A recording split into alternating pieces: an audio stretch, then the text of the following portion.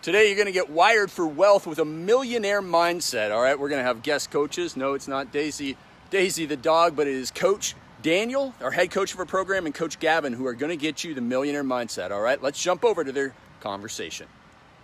Hey guys, welcome to our Early to Rise podcast. My name is Daniel Woodrum, and I'm the head coach at Early to Rise. And I have a very special guest today, Mr. Gavin McHale, who I have coined the mindset maniac. All right. Gavin has an incredible skill set of helping people overcome self-limiting beliefs, shift their identity, and adopt what we call a millionaire mindset. So we have Gavin on here today to answer a few questions around mindset, which has been a really hot topic in our coaching programs. And we did a training last week, Gavin, and the interaction, the engagement, and the response was just absolutely amazing from your mindset presentation. Yeah, the mindset maniac. Maybe it's just my passion. That's why everyone was so excited about the presentation. It must be. It must be. All right, Gavin. So before I go into some questions here today, I just wanted to, how did you become so passionate, speaking of, become so passionate about mindset? Was there any triggers or anything that happened in your life that helped you understand or realize the importance of mindset? Yeah, absolutely. I come from the center of Canada, the prairies, and there's not much else to do other than play hockey. And so played hockey and got pretty good at it. And I was on the fast track to, the goal was to play professional hockey. And I got to the junior hockey level. I was traveling all around Western Canada and the United States. And when the going got tough, I couldn't manage to get to that next level. And it wasn't a matter of skill. It wasn't a matter of any of not getting opportunities. It wasn't that at all. The issue was that I wasn't prepared mentally for success, and I didn't make it, and got into, university and got into business for myself. And I started seeing these same patterns coming up just in different places, right? They had different faces on them. And when I recognized that it was these patterns and that I actually had the power to change them, this wasn't just fate. I started changing them. And then what do you know? All these opportunities started coming to me, and business got better, and all those great things that happen that everyone wants to happen started happening to, little old me, simply because I was doing this type of work. Awesome. Well, that's a perfect transition. My first question, Gavin, you talk a lot about the power and importance of self-talk, and how the words you say to yourself are even more important and powerful than words that others say to you. What are some tools or tips on how to become more aware of self-talk, and most importantly, shift the self-talk to a more positive approach? Yeah. So the first step, I think, is just education. Most people just have no idea how their language is affecting their identity and affecting the action steps that they are or are not taking. Right. So great example. We talk a lot about time management, right? We talk a lot about discipline, productivity, right? If you believe that you're a procrastinator, if you believe that you're not disciplined, if you believe you don't have time or you don't manage time well, or there's always something coming up, you can never get ahead, those are going to come true. That is the truth. And that's something that I've seen that's really interesting with Craig, is Craig was that person and then just decided to change his mindset on it. Right. So the good part is our actions are driven by these beliefs that I just talked about. And our beliefs really are just habitual thoughts that we think over and over and over again, which is really cool because we can change those. So our thoughts come directly from the language we use. So if you change your language, you change your thoughts, you change your beliefs, and then that helps you shift the actions that you take on a consistent basis. And then really from there, it's just about listening to what you're saying and recognizing when you're saying or thinking, like self-talk, something that doesn't serve you. And then you're really just intentionally analyzing that. So, I even started setting an alarm for 2 or 3 times a day, just like, how do I feel? What was my self-talk over the past hour? Can I connect those two? And what is this trying to teach me? So I think that those patterns, recognizing those patterns and then seeing how you can change them, and just the empowerment of like, oh, if I change my language, I can actually shift my identity, which is pretty cool. And real quick as a follow-up, Gavin, because I know you talked about this last week on one of our trainings, is the exercise, and you can kind of give a condensed version of this. I know it's a little bit more hands-on, but I have to versus I get to. Can you speak on that briefly? Yeah, so that's actually something that, we were going to talk about, like, well, what happens when things aren't going well, right? We all fall into this, right? We fall into self-sabotage type language that just doesn't serve us, right? And so we have this fun little game that I like to play. So anyone listening, you can play this game right now. Is I want you to think about and write down something you have to do. Okay. So the example that I gave last week is you have to pay taxes, right? I have to pay taxes, right? Write it down, say it out loud, right? I have to pay my taxes. Okay, cool. Now let's shift that from have to choose to. You choose to pay your taxes. You don't actually have to. Now, the government wouldn't be too pumped with you if you didn't, but you do choose to. And in fact, you're actually lucky enough to make enough money to pay taxes. There's a lot of people who would love to be able to pay taxes, right? So that's a really interesting shift in language that allows you to take responsibility for everything in your life, which means if you take responsibility for it, that means you can change it, which is even better. Love it. Love it. That's great. Yeah. And that's, like I said, I know last week, Gavin, when we went through that exercise, it was like, you could see the light bulb, going off people's head. Yeah. The chat blew up pretty quick, and people were definitely, whenever, what I've found, and this can be used, this can be valuable too. Whenever someone tells you something, right? So if I say, Daniel, your mindset sucks, right? You can reject that. You can be like, no, it doesn't. My mindset's great. But if I get you to play a game or ask you questions to get you to the point where you recognize that your language and your mindset isn't serving you, the mind blown emoji just shows up, right? Just All right. So my next question for you, Gavin, here is, your mindset's like a muscle, right? It must always be stimulated in order to be effective. What are some activities or resources that our audience can leverage on a consistent basis to constantly work and stimulate their mindset? Yeah, so many awesome resources. I'll share a couple. The number one activity is super simple. Actually, I'll share two. Practicing gratitude. So what are you grateful for? Who are you grateful for? What situation are you grateful for? You cannot actually, there's like anger and gratitude are like opposing emotions, and you can't feel them at the same time. So if you're starting to slip into some negative mindsets, what are you grateful for? It'll shift you right back. Another one that not a lot of people have heard of, I do this in my daily journal, is just a brag book.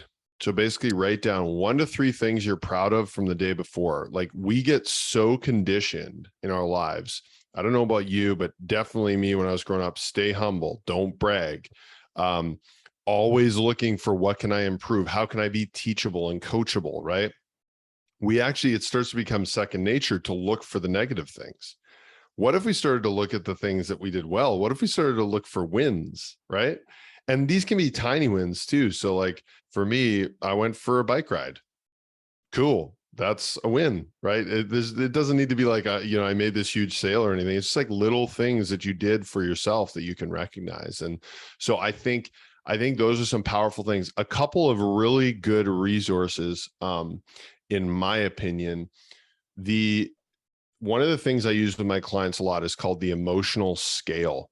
And this is from someone called Abraham Hicks. And so you can just type in emotional scale Abraham Hicks, and it's literally, you can see a spiral going down negatively and a spiral going up positively. And Craig talks about the vicious cycle and the virtuous cycle. This is that with emotions.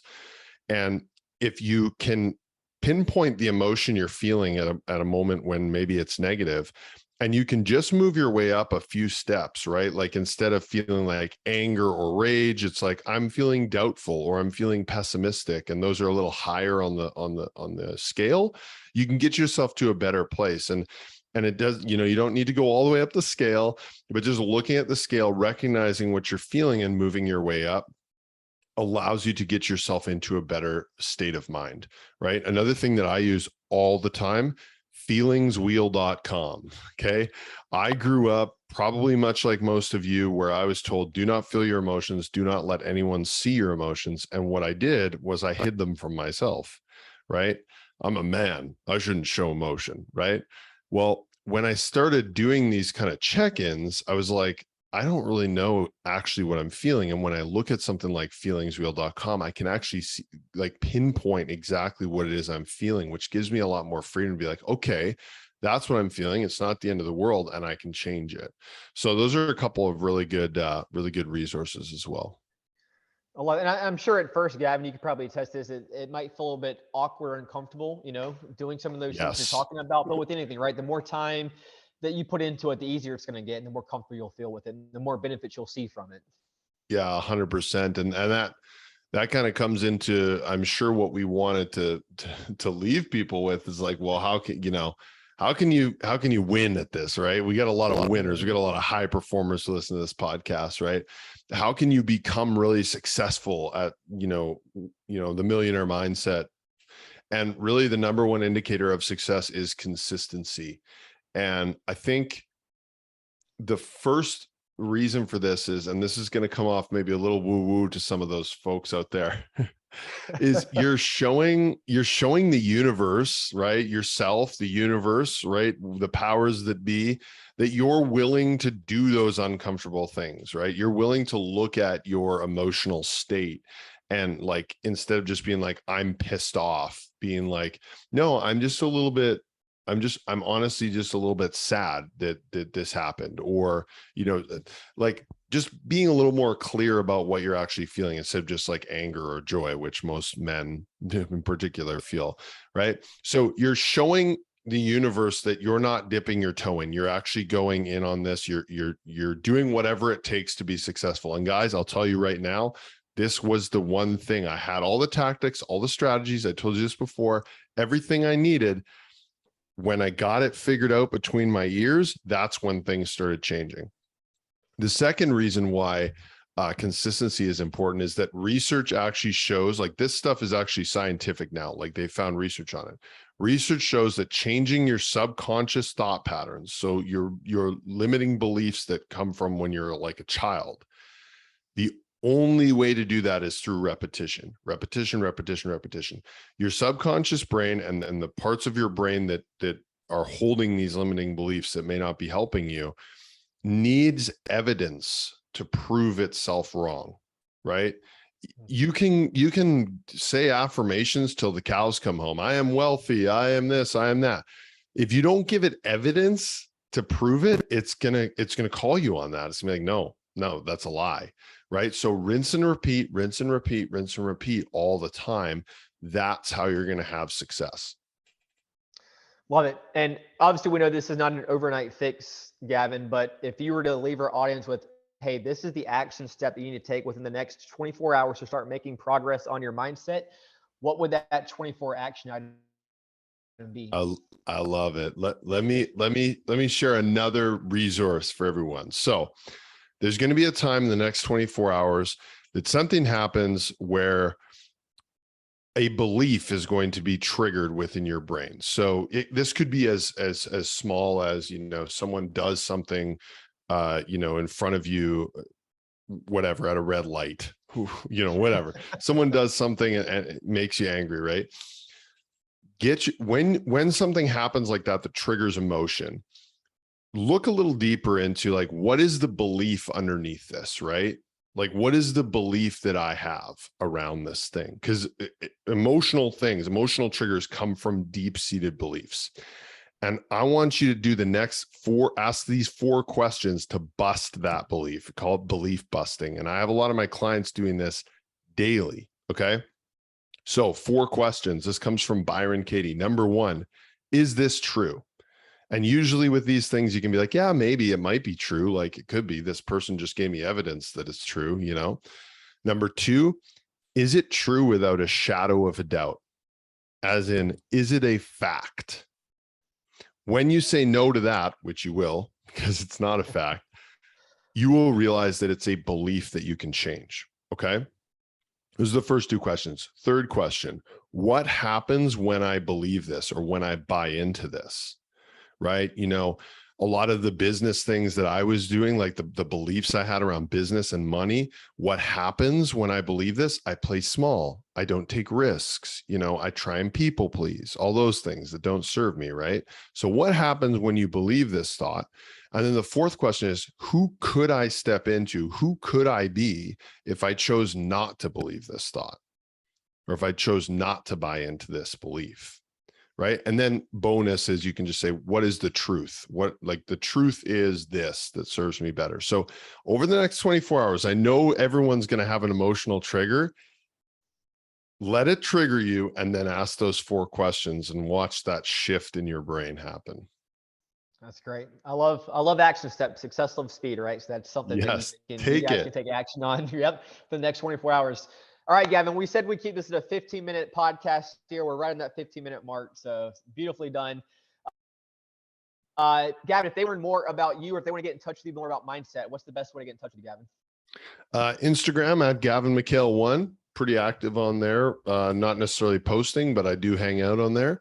And also just Gavin at CraigBallantine.com. If you have questions, I'm on the emails a lot. It's something we want to help people with this stuff, whether it's formal or informal. Just send me an email, Gavin at CraigBallantine.com. Absolutely. You guys can always check us out at earlytorise.com as well, where you'll find more information and more tools and resources. All right, Coach Gavin, we'll have you back on here soon. We could probably talk another hour and a half about this, but this was a great introduction to the millionaire mindset. I appreciate all your help and resources, and we'll talk to you soon. Thanks, Daniel.